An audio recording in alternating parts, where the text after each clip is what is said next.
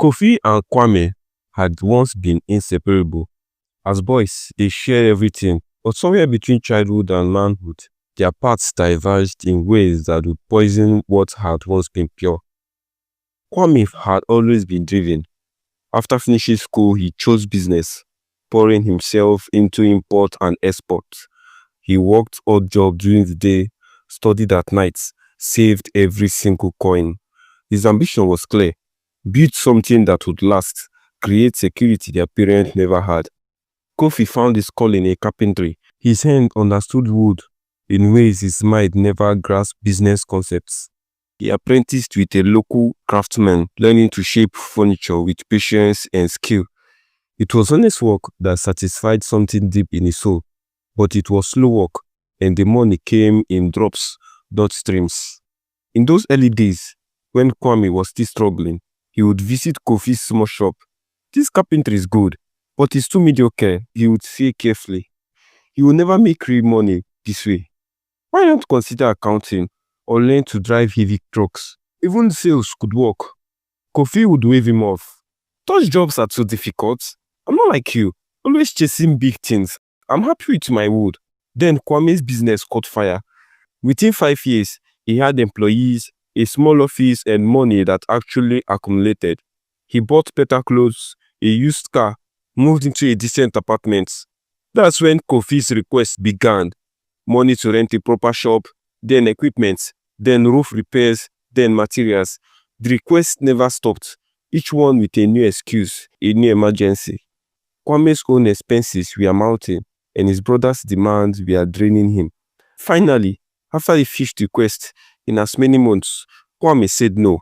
The words came out harder than he intended, sharpened by months of frustration and guilt. Part of him wanted to keep giving. Wasn't that what his brother did?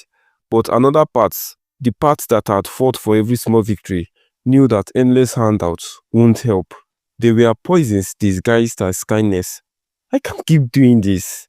You need to establish yourself with what you have. I believe you can, but I can't keep funding it." The refusal landed like a slap. Kofi's resentment boiled over. "He's stingy," he began saying to anyone who would listen. "He forgets where he came from."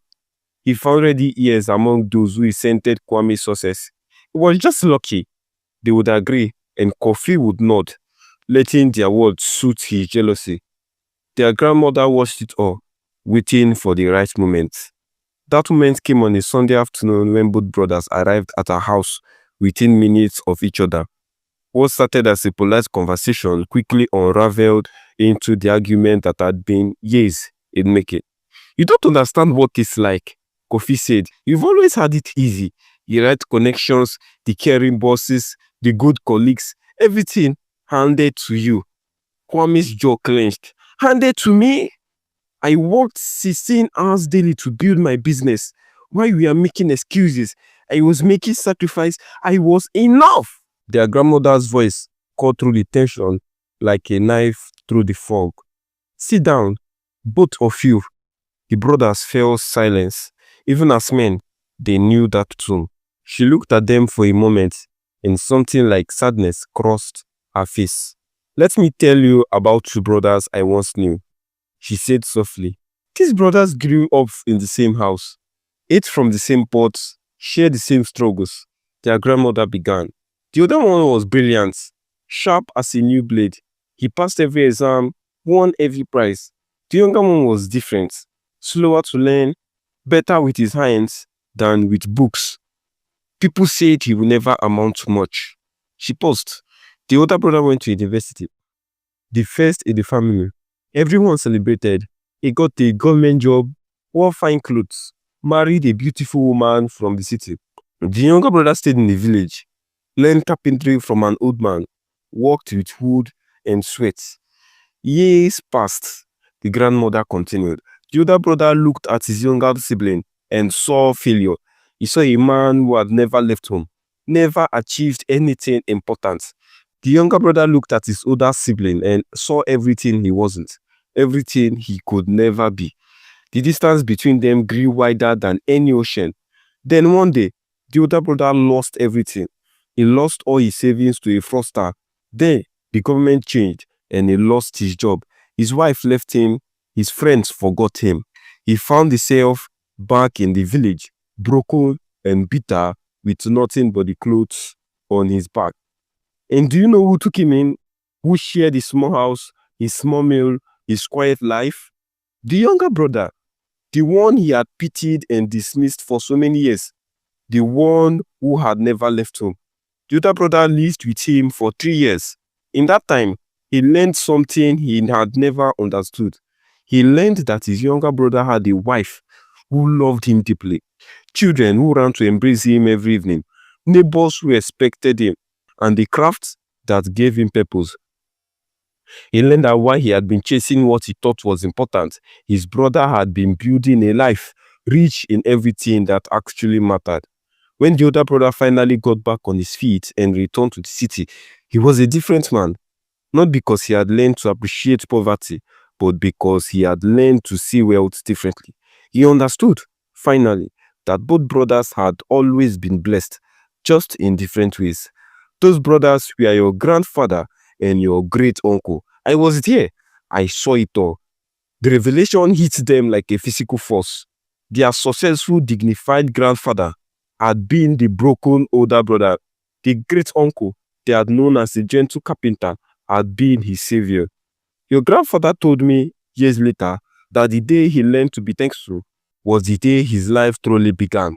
Not thankful for what he had lost and regained, but thankful for what had always been there. Hidden beneath his pride and comparison, his brother's love. We are both blessed, Kofi. You have resilience, creativity, time to grow. Kwame, you have success, resources, opportunities to give.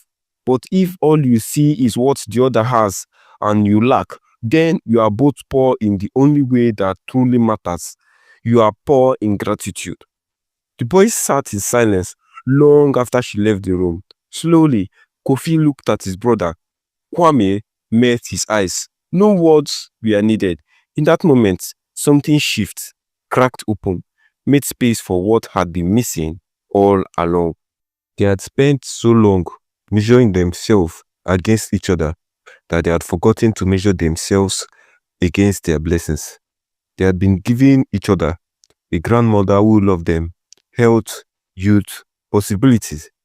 They had been so busy counting what they lacked that they had never counted what they held. That evening, for the first time in years, the brothers shared a meal at their grandmother's table, not as rivals, but as two men who finally understood that Thanksgiving isn't about having everything. It's about recognizing that what you have is more than nothing. And sometimes that recognition changes everything. The lesson is simple but profound. An ungrateful heart will always find poverty, even in wealth. And a thankful heart will always find wealth, regardless of what the world sees. Thankfulness, they learned, isn't just about saying the words. It's about opening your eyes to the life you have been living all along.